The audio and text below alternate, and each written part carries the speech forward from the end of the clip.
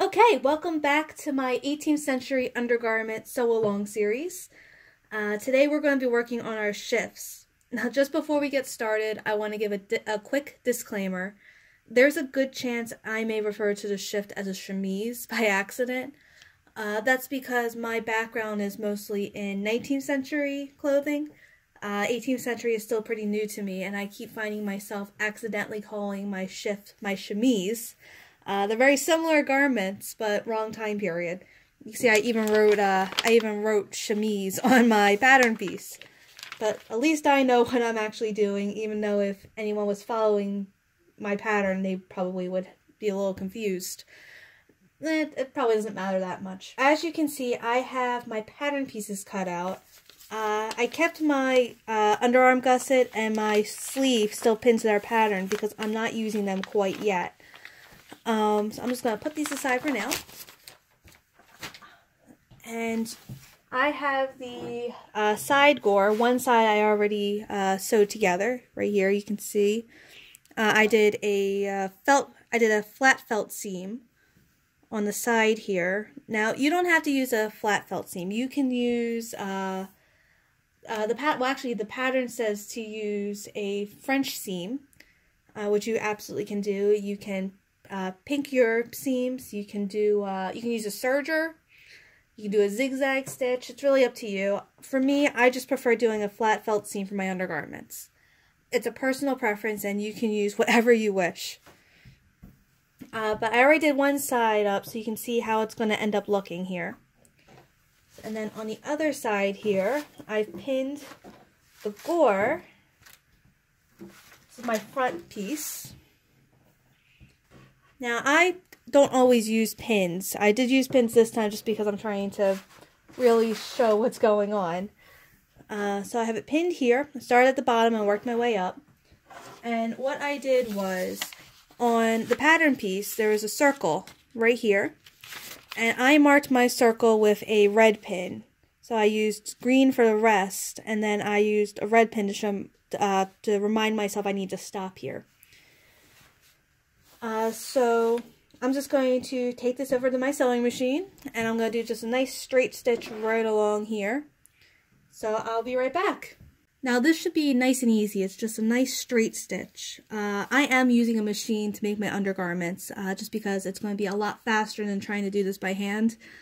I am on a little bit of a time crunch, not nearly as bad as usual, but I do want to try and get this done in a timely manner. So I'm going to be using my sewing machine. So I'm going to line up my fabric at 5/8 of an inch. I'm going to do a back stitch to secure my thread, and I'm going to go right up to that red pin.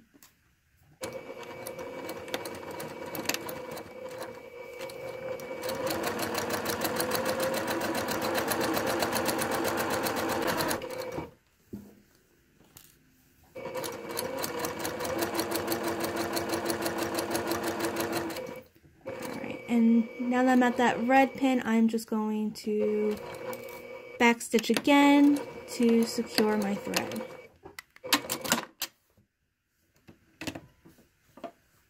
Alright, and now I'm going to take this over to my ironing board.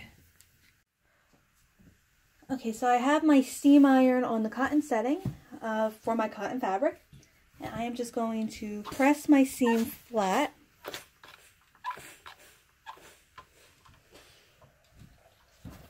I'm just going to grab my scissors, and I'm just going to snip off my notch right here, since I don't really need that anymore. Okay.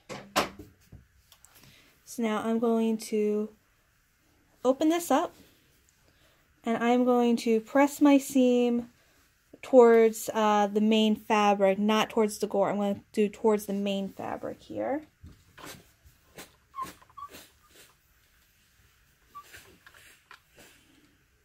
And now, because I'm using a flat felt seam, I am going to trim the seam allowance of my front piece down pretty much about in half, maybe a little less, just to accommodate the flat felt seam finish that I'm doing. Just try to reduce the bulk.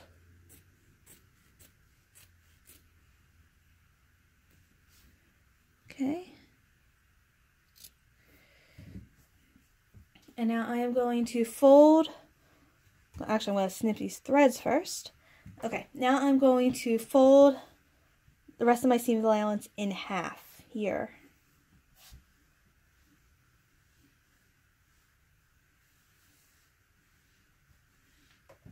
And I'm going to give it a good press again. And as soon as I'm done this, I'm going to, first I'm going to make a little snip here, so I can fold my fabric down and not have to worry. I'm going to snip right where my thread ends. I'm going to finish pressing this under.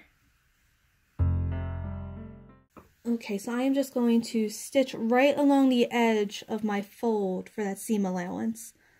You'll notice I actually have the gore on this side this time. That's because you always want to make sure you sew from the widest point down to the narrowest point when you're doing something like this. I always sew from the hem to the neckline whenever I'm sewing something, just because I want to make sure I sew with the grain. So let's see. Go. Just like last time, I'm going to back stitch to secure my stitches. I'm going to just go right forward. I'm just going to back stitch again to secure the end here.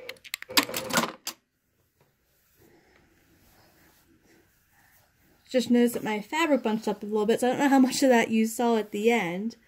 But I'm just going to take this back over to my sewing machine, not my sewing machine, I'm at my sewing machine. I'm going to take this back over to my ironing board and give that seam one more press.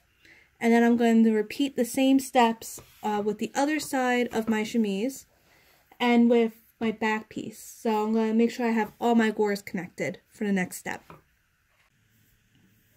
Okay, now we're going to finish our side seams, including our gores. You can see right here, I already finished one side. I did the flat felt seam finish as well here. That continues all the way up to the arm right here. All the way up there. So we are going to line up the two edges here. So what I'm making sure is that where I finished the tops of my gore here, I'm going to make sure they line up. And I'm going to line up the rest of my edge here. I'm going to secure it with some pins.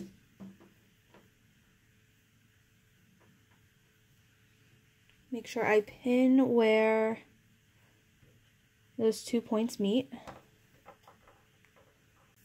Okay, so these loose bits here, I'm just going to kind of pull them aside and sew over them, and then I'm going to just cut them away very close to my stitches. But I'll show you that in just a moment. Just a quick tip, what I did was I put a pin in my front pattern piece because at this point they do start looking pretty similar.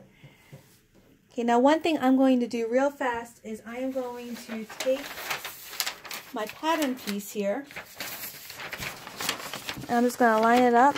I know it says back, but at this point it doesn't really matter. I'm going to line that up, and right where this circle is, I'm going to put a gold pin to remind myself that that is where I'm going to need to stop, so that I can actually put my arms through this. Okay, now I'm going to do the exact same steps I did last time for our flat felt finish. Whew, that's a tongue twister. Alright, so I lined up with 5/8 of an inch because it's a simplicity pattern. I'm going to go forward, back. I'm going to stitch straight along right here.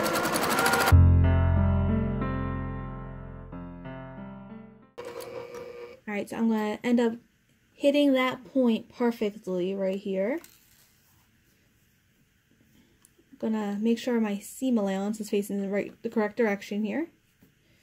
I'm just going to pull these points out of the way a bit.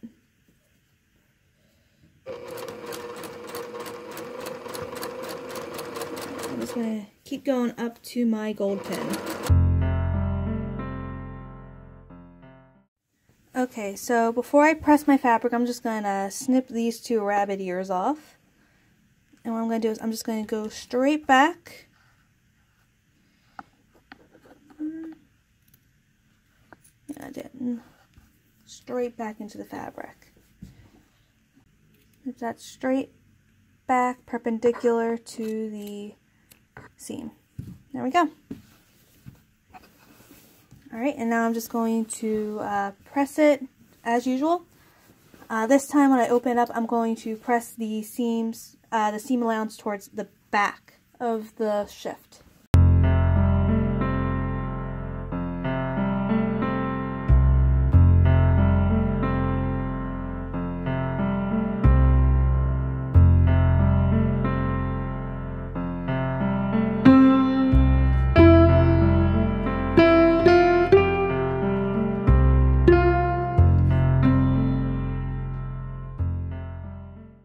Okay, while I'm over here at my sewing machine, I'm also going to sew my straps together. So make sure that you are definitely doing one from the front and one from the back, and not two from the back and the front, because otherwise you're going to really need your seam ripper. Anyway, I got these lined up right here. And I'm going to do a flat felt seam on these as well. So 5/8 of an inch.